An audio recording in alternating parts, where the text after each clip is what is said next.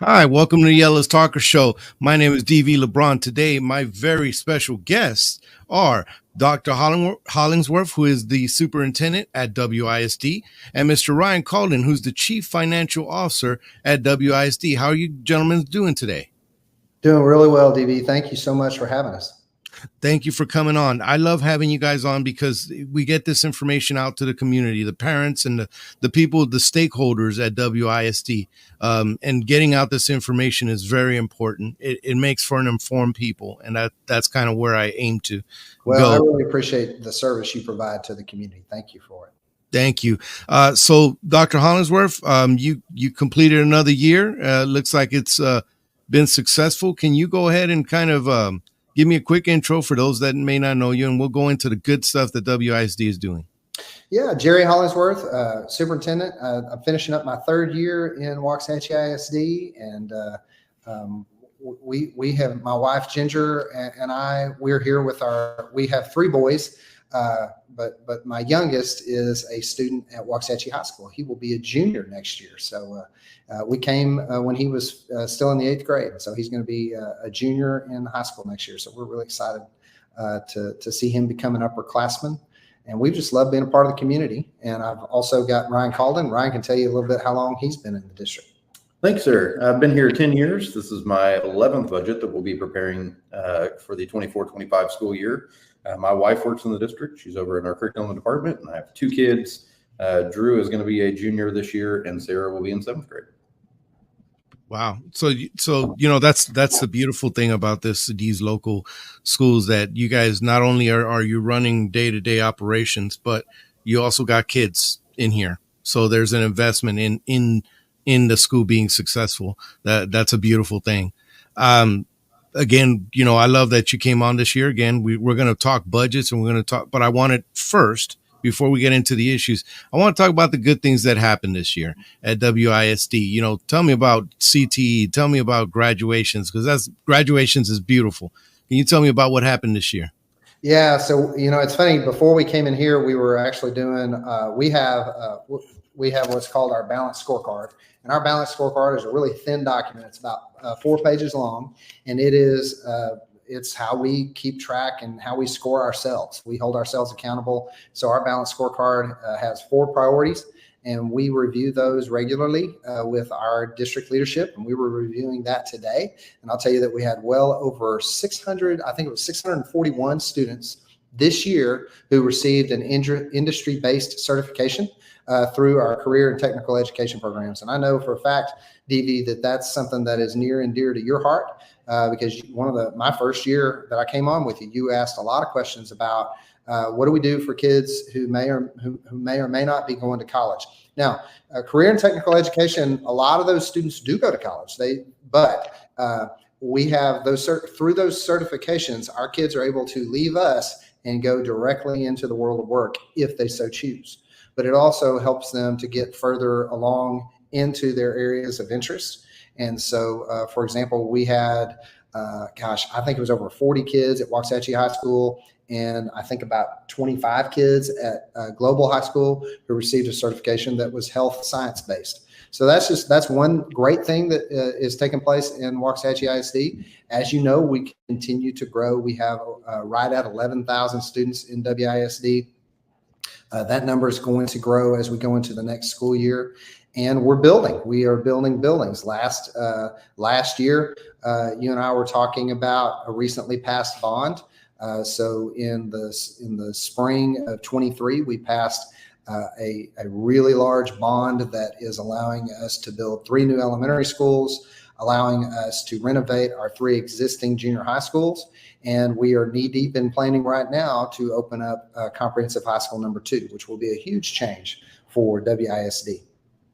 Talk to me about that, and congratulations to those kids that got the certificate. I love that CTE. You're right. It's near and dear to my heart. Yes. It's another option. And there's some kids that, I was not the best at academics. We kind of discussed that offline. Like you said, you didn't come out with the mechanical side.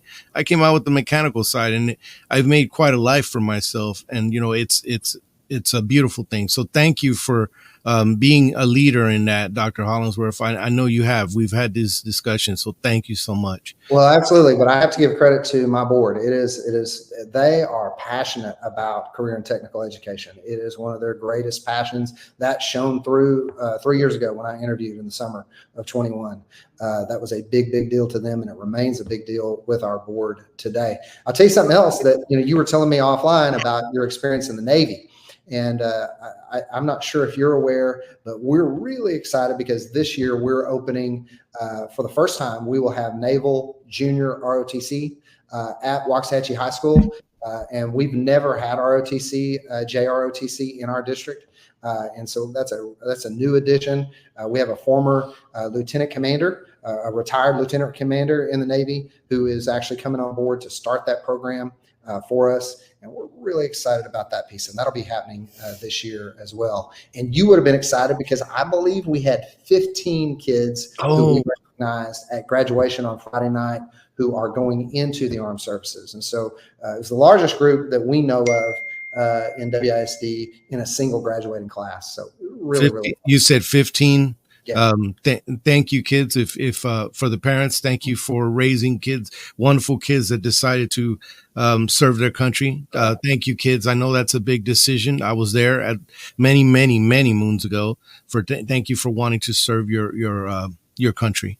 I am extremely excited. I hope you will get me in touch with that lieutenant commander so I can figure out ways we can help him and his booster plan. I would be more than happy to have him and talk about that. The community, I know the community would want to serve and help them. So that school, you did mention the high school that the bond that had passed was building. Kind of give me an update. Is it going as planned, or what's going on with that? We do have a contractor identified. Pogue Construction will be the contractor who will build Comprehensive High School number 2, which has a name, Waxahachie Creek High School. So Waxahachie Creek is still on schedule to open in the fall of 27. But everything we're doing right now is very preliminary. We're in the design phases, working with our architects. We work with VOK, that's our architecture company, and they build K-12 schools all over the state of Texas. And so we work with VOK. VOK is helping us to kind of finalize our designs for Waxahachie Creek. But it's going to be a beautiful building. It will be on par with Waxahachie High School, but it will not be the same as Waxahachie High School. It will hold 3,200 students. That's the number we're targeting because that's what Waxahachie High School holds. The 3,200 is the capacity of our current building, and that's what we'll have at Waxahachie Creek. We don't have colors yet, and I don't have a mascot yet, but that'll happen within the next, I'd say 9 months to a year. You'll hear that come out. But we're not at that place yet to be able to get will the community have input in that? The community has already given us input on names for elementaries. We will offer a similar kind of opportunity. We're really more interested in identifying the children who are going to actually go to that school. We really want their input in terms of mascot and colors. That's really the input that matters the most. Perfect. I love that. I love that we're getting along. What are the priorities that the board gave you in designing this school? What are you looking at for this school to be able to accomplish? How are you setting it up? Yeah. So the board, they provide input to us along the way. They've already provided input to us in terms of some preliminary design, what the building looks like. They also are, we recently met with board in small groups. We meet with them in small groups to get their input, and we met with them to look at the offerings for CTE, for example. We're going to offer many of the same programs, but not all of the same programs. So you'll have some CTE offerings that are unique to WHS and a handful that are unique to Waxahachie Creek. I would say about 75% to 80% of the things we offer, though, will be duplicated. So you'll have, because they're really popular. We will have ag science at both schools because they're wildly popular. we will have health science offerings at both schools because those are really, really popular programs that we're already busting at the seams at WHS. So we'll offer those at both places. Other things that the board is really kind of giving us guidance to, they want a nice building that's within budget that will last a really long time, but they don't want an extravagant building. And that's something that's really, really, they've been very clear from the beginning. We looked at we took the board on tours in other districts of newer buildings or brand new buildings. And there were a couple that we went to where they were like, yeah, that's not us. And then we found a couple where the board was like, hey, that's it. That's really nice. And it fills our need, but it's not over the top. Okay. And then that is knowing the plans of that and coming up with I know that stuff is all complicated, definitely above my pay grade, but I'm glad that we're working on it, and we want to keep something that's simple, but it also is going to serve the needs of the kids, which is what you guys do. You serve the needs of the kids and parents. Kind of give me a rundown academically. How did we do this year compared to the other years? Because I know that we had some learning loss, and I know that different schools kind of are performing differently. That's normal. So tell me kind of overall, how did we do academically? Yeah, so one of the main ways, it is not the only way that we measure our success, but one of the main ways we measure our success is through that state accountability test known as the STAR test, or the EOCs. We just now got some very preliminary data in that we're really just now disaggregating as far as our high school and our junior high end of course exams. And I say end of course, it's because we have junior high students who take Algebra 1, for example. So Algebra 1 is one where we have students and they're actually taking their end of course exam that they need for high school graduation as 8th graders. We'll actually have a group of kids taking Algebra 1 for the first time ever. We'll have a group of kids taking Algebra 1 as 7th graders next year. Those are highly advanced students that we've identified by certain criteria. So we're just now beginning to disaggregate that information. And so I don't have a lot of information to share with you in terms of state accountability, but in terms of the number of students who we measure our success based upon the number of students who are graduating with that industry-based certification. We measure ourselves based upon whether or not students are growing. And so we're finding, for example, that we were looking at data, our elementary schools, about 75% of our students in elementary showed observed growth. And so those are good measures that we look at as far as whether or not, because that's one of our highest priorities, is that every student grows academically every year. It's not where we want to be. We're not satisfied until 100% of our kids are growing, but it's a measure where we show that we're moving the ball academically. There's two more measures when you measure the regular. There's the economic socially disadvantaged, and then there's special ed. Can you talk to me kind of how, I know you're still kind of breaking down the numbers, but what did you see this year in both of those? Did you see rises? Did you see setbacks? And what would you like to do going forward? Yeah, I really don't have information yet as far as whether or not we've seen the growth we want to see with our special ed students and our economically disadvantaged students. You're right. Those are a couple of ways that we disaggregate our data, where we break our data down, is we want to look and make sure, but those are only 2 student groups out of really about 15 demographic measures that we look at. We break the data down. We look at how all students perform, but we look at how our African-American students perform, how our white students perform, how Hispanic students perform, only for the purpose to make sure that we're not leaving a particular group behind. It's not because, all students matter, and that's what we look at, but the state holds us accountable based upon those student groups, because some of your listeners might listen to that and they might not like the fact that we break it down that way. Understand the state requires us to do that. The state requires us to look at our performance by student group, not just all students. So. Yeah, I have seen that they require those breakdowns. That's how I knew that there was an economic disadvantage and there was special ed. So just overall, because I know you don't have the numbers and stuff, the special ed, how those kids doing? How's your special ed director? What did she do this year? What did she implement this year? Or I'm sorry, what did that person implement this year? Yeah, so Stephanie Heimbuck is our executive director for special services. And the thing I'm really, really happy about is that Stephanie is she has a background as a principal, which a lot of special ed directors don't have, but she does have that. And she also has a strong background as a teacher. And so her experiences, both in the classroom and in campus leadership, really, really serve us well in special services. And so I will tell you that as far as things we're proud of how we're serving our dyslexia students, those students who qualify for dyslexia services. We actually, because of some of the efforts we've made at the elementary level to improve our reading instruction, we actually identified fewer students for dyslexia services, quite a drop in the number of students from the previous year because of the efforts that we're making in terms of reading instruction. And so that was something we were really, really pleased to see. There's one example.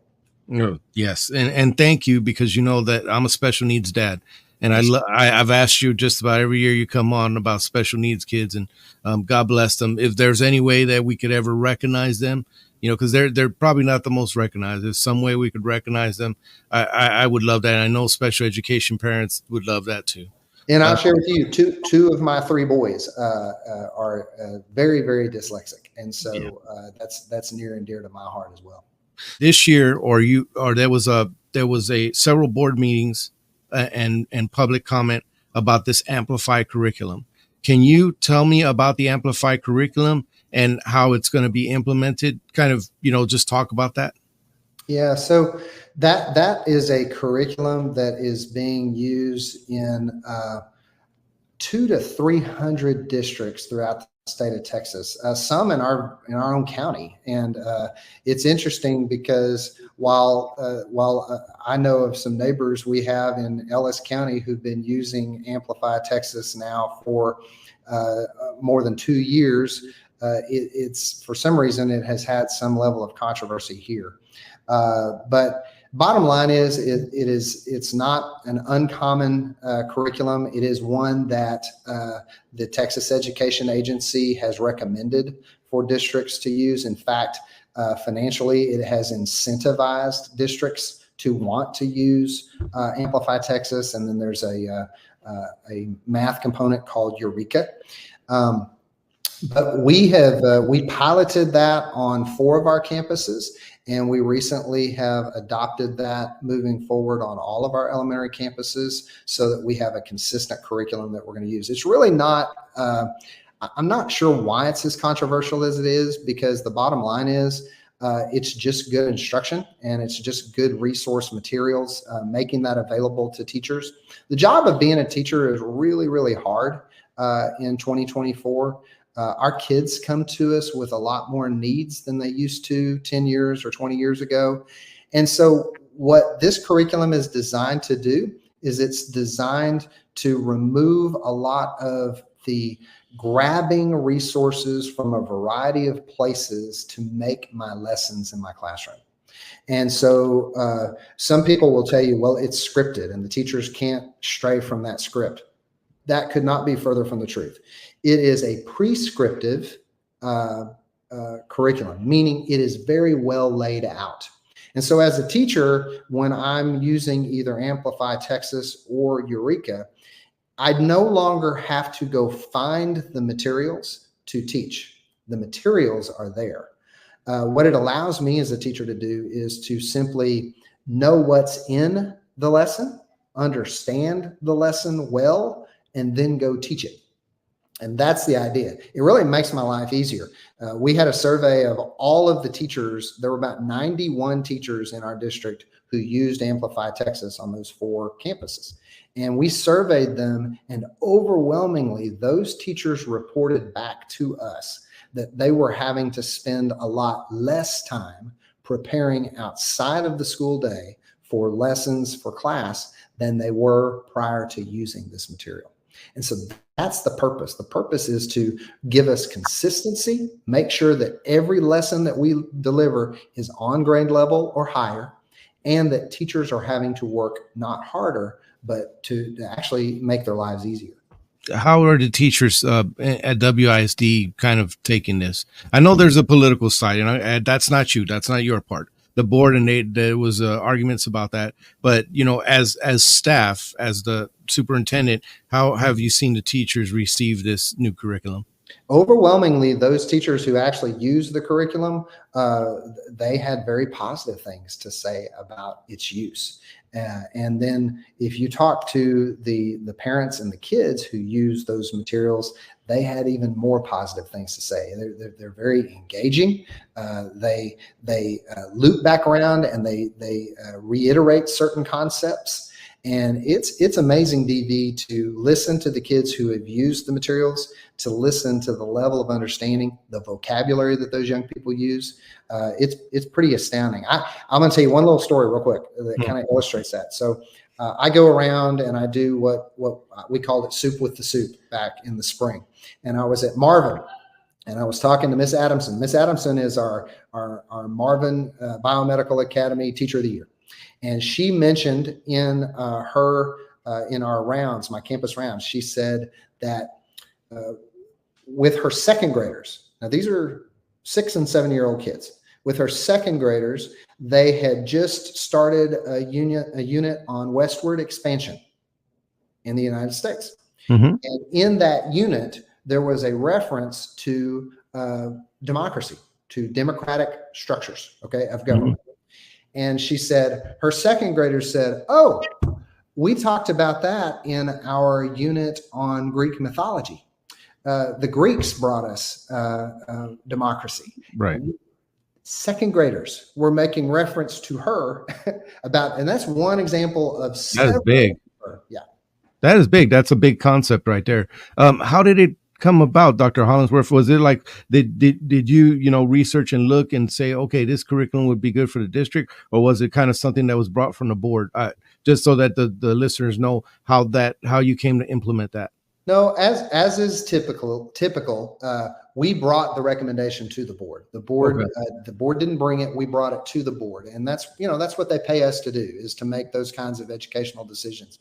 And it was not easy. It was not hard for us to find this information, because I can tell you, as a superintendent, just about every meeting that I go to over the last year and a half, where other superintendents are there and gathered, we hear about high quality instructional materials, and we hear about TEA's desire to put these high quality instructional materials in front of our kids.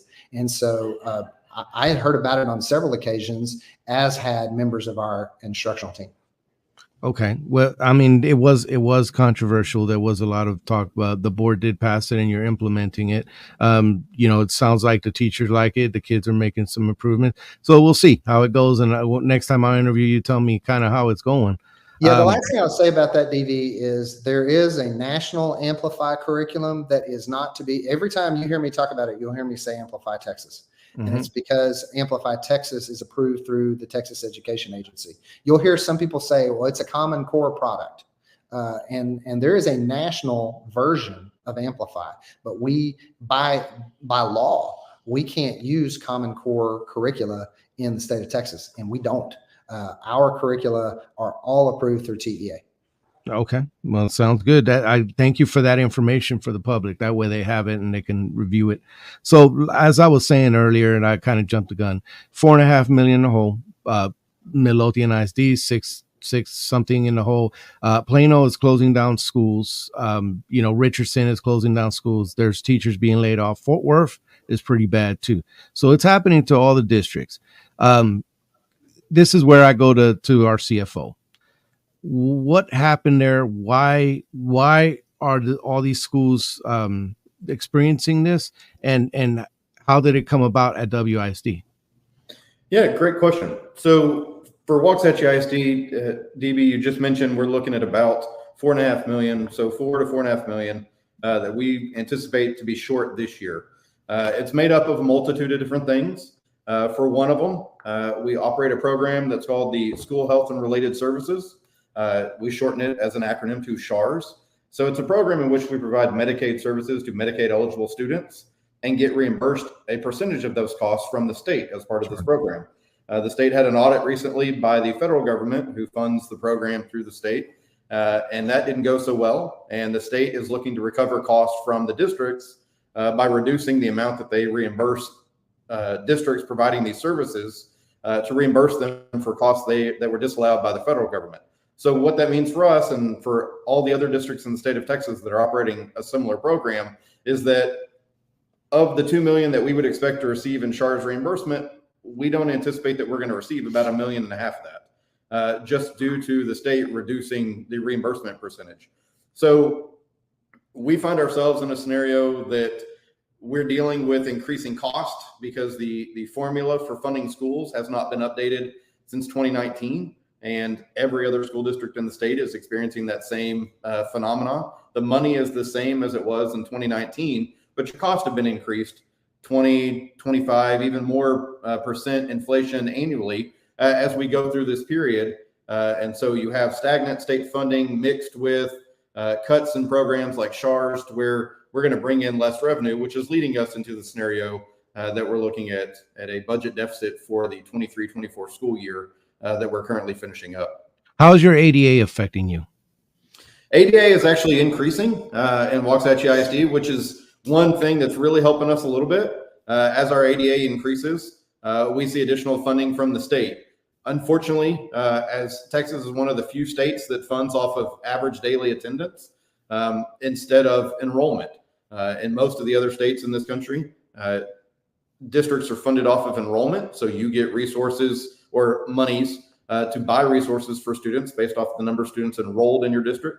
Texas does it off average daily attendance. So if a student is not here, we lose out on funding for that day for that student. We still need to provide the resources and materials. We still need to electrify the building and pay the staff and do all those other things regardless of whether a student's here or not. But we're only funded when that student shows up. So from our end, ADA has actually been increasing, which is good, which is leading us into this next year opening another elementary school to kind of relieve some of the pressures that we have enrollment-wise at our elementary campuses. Jerry, how are you handling, because ADA, like I said, is whether a student shows up. What is your rate on that? I know like MISD is hovering somewhere around 94, 95% attendance rate. What is WISD at? And are you kind of making a push on registration drives to get those numbers right before the budget? What we do is we regularly hold ourselves accountable on attendance. We review it with our principals, we review it with our staff, and we review it as a leadership team on a weekly basis. That's one of the things we're always looking at to see how our attendance fares, and we incentivize that. We've done a lot of different things to incentivize attendance and make sure that kids are coming to school every day. There are a lot more families, and I've talked about this before, there are a lot more families who now have the ability to work from home. And so when little Ryan gets up one morning and his tummy's not feeling good, it's a lot easier for a family to say, just stay home. And I'm going to be here. I'm going to be working in my office, or I'm going to be on, working on my laptop at the dining room table. So it's easier for families to say little Ryan can stay home. And that wasn't the case when you and I were in school. Right. You and I were in school. Everybody had to work at work. Everybody had to get in the car and go to work. And that's less and less true. And that's why nationwide we've seen post-COVID kind of a reduction in overall attendance. Ours hovers right around 95%. Just toward the end of this school year, we were actually able to move it upward. So we're slightly above 95%. And there was nothing magical about that. It was just a lot of people working really hard. If you go on our elementary campuses, you go on our secondary campuses, you'll see different kind of incentives that the schools put in place. They do popcorn parties for the grade level that has the best attendance, really just doing as much as we can to make kids want to be here. And that starts with good instruction. When the kids know that we have really good things going on in the classroom and they don't want to miss it, then that's the best way to drive attendance upward. I apologize for going a little longer, audience. These are big issues affecting your kids and the schools. So I thought getting this information out, we might have to go a little longer. If it's okay with you, Dr. Hollingsworth, I know you're a busy man. We're good. I love talking about school. Definitely.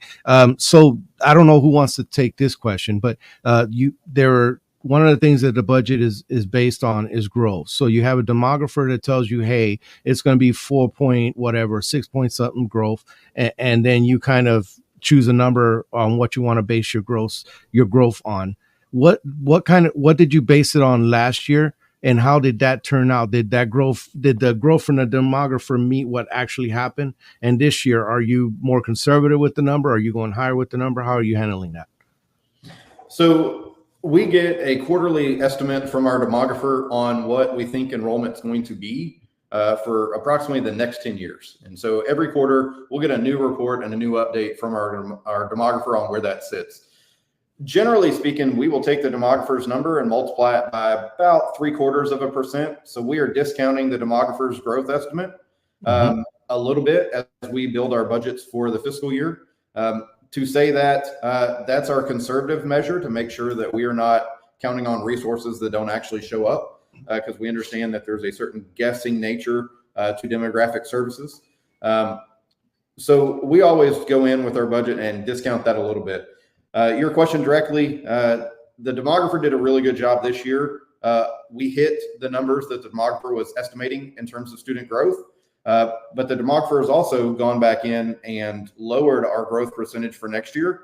A combination of increasing mortgage rates and also a lack of ready to move in inventory in our community is really kind of slowing down some of that growth right now. So as we went through COVID, we ate up a lot of the vacant lots. A lot of houses were built. A lot of people were able to move in because of really low interest rates and because of available lots to build houses on. But that back infrastructure wasn't taking place. So we weren't building more, putting in the infrastructure to make more lots available at that point. And so right now we're left with not a whole lot of vacant lots and higher interest rates, which is slowing down that growth a little bit for next year. Another question for one of y'all, because it threads on both sides. You have this $4 million deficit. Was it 4 million, sir? Yes, sir. Yeah. So how are we making this up? Because like MISD is looking at doing a Vader where they're going to adjust their INS of the budget down and then go up on their M&O if voters approve it.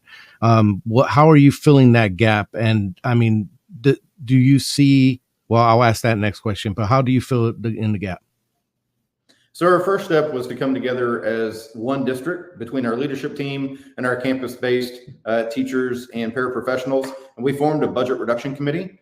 And so this committee has met a couple of times and considered a long list of possible areas in which we could trim some of our budget. We are avoiding making cuts to our personnel at this point.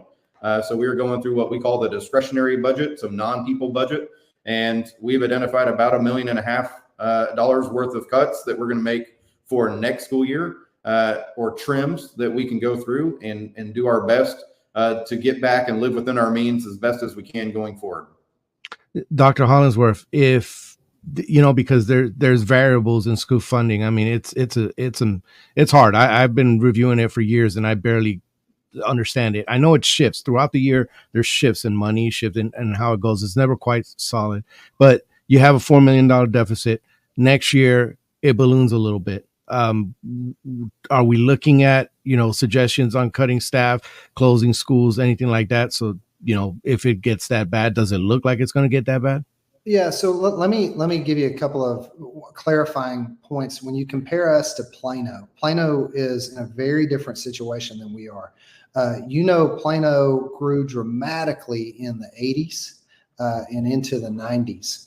And so part of what you're seeing in Plano and Richardson, and if you take if you draw a circle around Dallas and Fort Worth, it's really those first suburbs, those first oldest suburbs that are really having a double whammy. They're getting the whammy of 2019 funding for 24-25. We're getting that too, but they also are seeing a loss of students.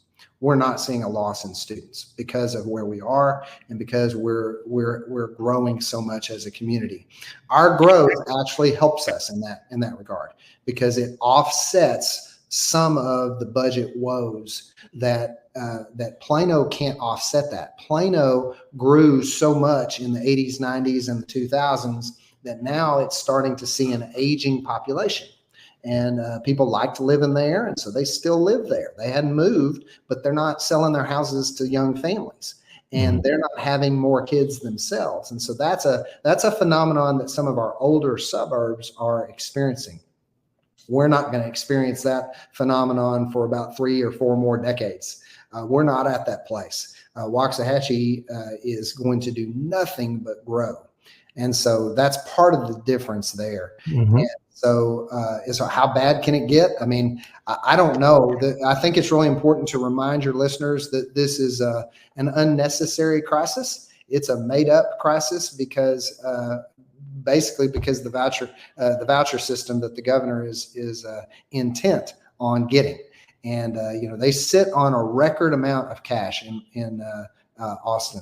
There has never been a time that the legislature has had more money than it has right now. They're forcing this manufactured crisis that schools are experiencing because the governor is bound and determined to get some kind of voucher system into place. Oh my, you're getting into the politics now, Dr. Hollingsworth. I try to stay away from that with you. I know, but I went there. You did go there, and the thing with that, and I try to, school issues are really hard to stay neutral because I love the kids just like you. With that, with Texas, I've interviewed bless you. I interviewed our state representative, and I also interviewed our senators for this area, our state senators for this area on that. And it sounds like none of them are communicating. It is dysfunctional at best, and there's some serious long-term problems. Knowing that, because you see it like I see it, Dr. Hollingsworth, knowing that, how are you and Mr. Kahlden planning for the future?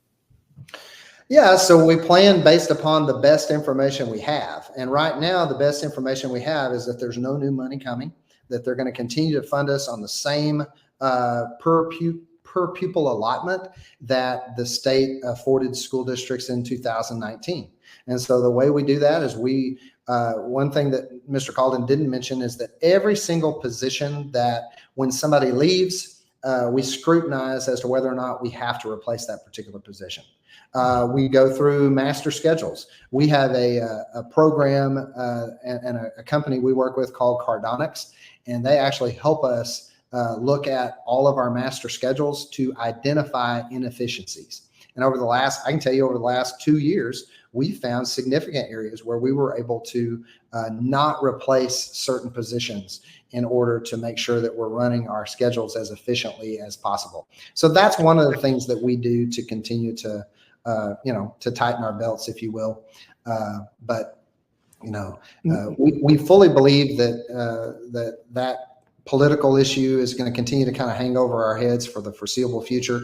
And until that gets resolved, there's just a lot of question marks, Stevie, about how it is things are going to move forward. Yeah, and that's why I'm so glad that you came on the show, and the MISD also came on the show to kind of update. There is some serious problems, and if there was a time to pay attention, it's right now, because it's your kids. It's your kids, folks. It's your schools.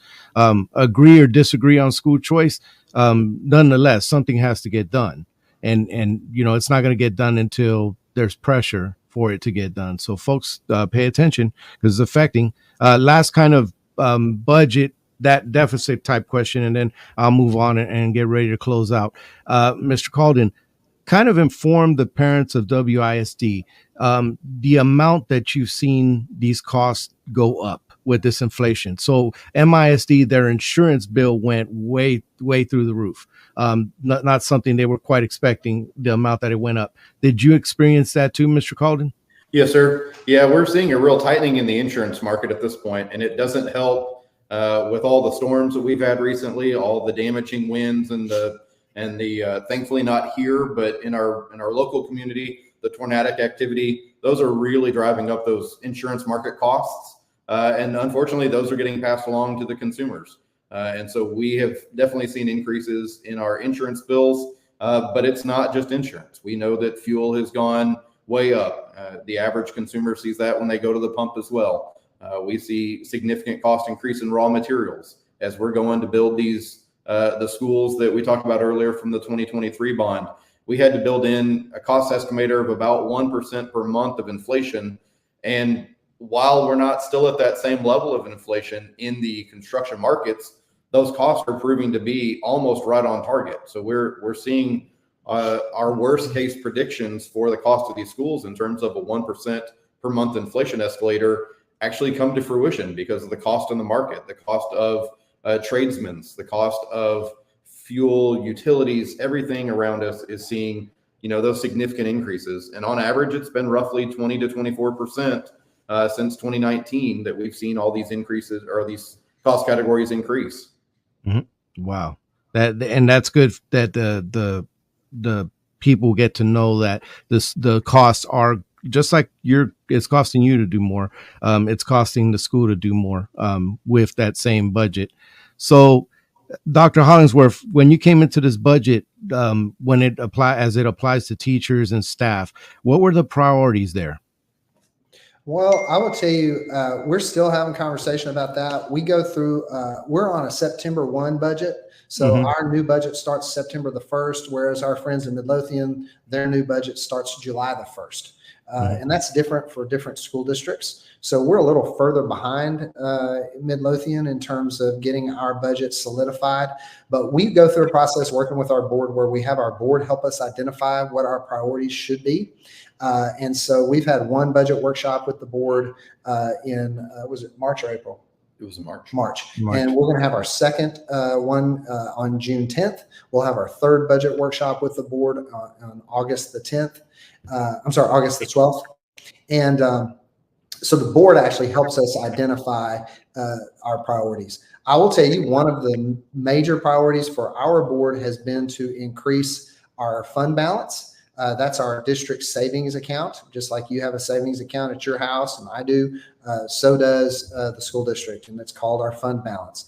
And the state recommends that a healthy fund balance is one where you can operate the district without any money coming in for 3 months, at least 3 months. Yeah. And we're right at that 3-month threshold for our fund balance. And it's a real priority of our board to maintain that healthy fund balance and not go below that 3-month mark. That is definitely conservative governance, because keeping that savings account, where it's supposed to be is definitely a good thing and the way the board president for MISD described it. Hey, if there's a pipe that busts, if there's a major, thing with let's say there was a tornado, that fund balance, that's where you can do that, but you got to have it. So yeah, that's right. You have it. Okay. Well, thank you so much for answering all those budget questions. I really do appreciate it.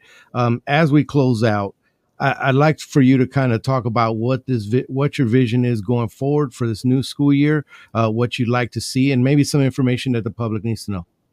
Yeah, so our vision really continues to revolve around our balanced scorecard. Our vision is to be a district where innovation thrives and growth is limitless.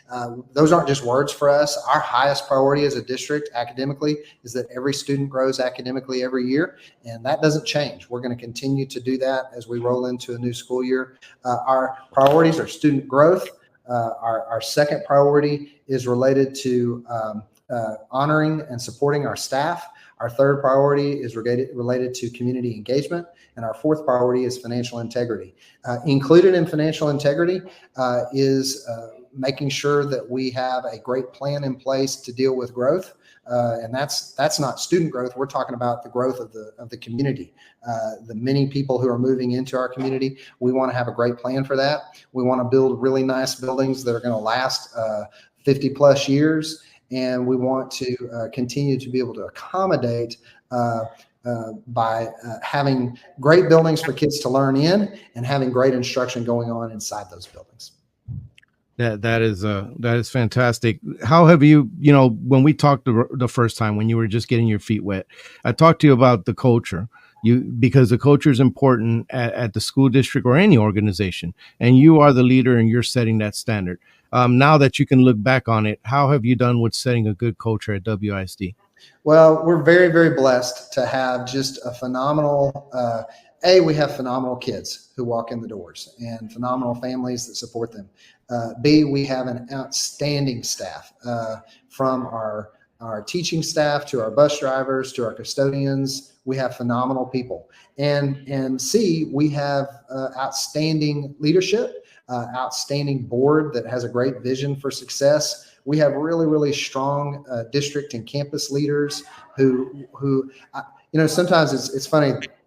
We were kind of getting beaten up on Friday night because we had to move our graduation ceremony because of the weather. We moved graduation ceremony from 8 to 10 p.m.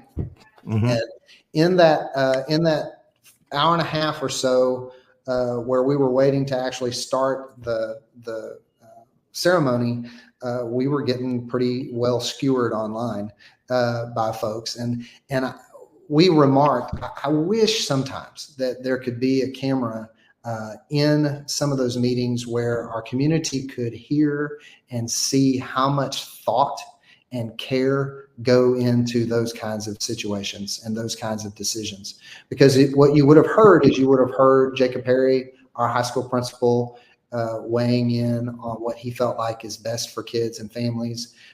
You would have heard members of my leadership team weighing in on what's best, what's right. Do we wait until tomorrow? But we knew lots of families had things planned for Saturday. Is it better to try to wait and see if we can get it in tonight?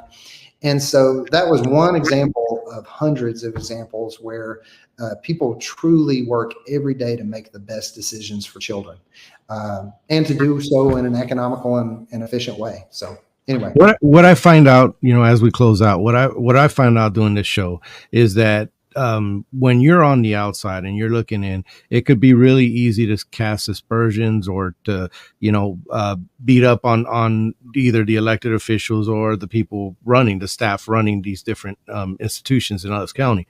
But what I've seen as I've done these interviews and gotten to know you and the others in this county is that every one of you care. Every one of you guys are doing the best that you can. There are differences in opinions on how to get there, but getting there is what you all strive for. And very seldom, if at all, have I seen it be agenda driven or some kind of dark thing going on. You guys think about the kids when you do these decisions. So thank you for doing that. I've seen that in the last 4 years, and that's why I have you guys on.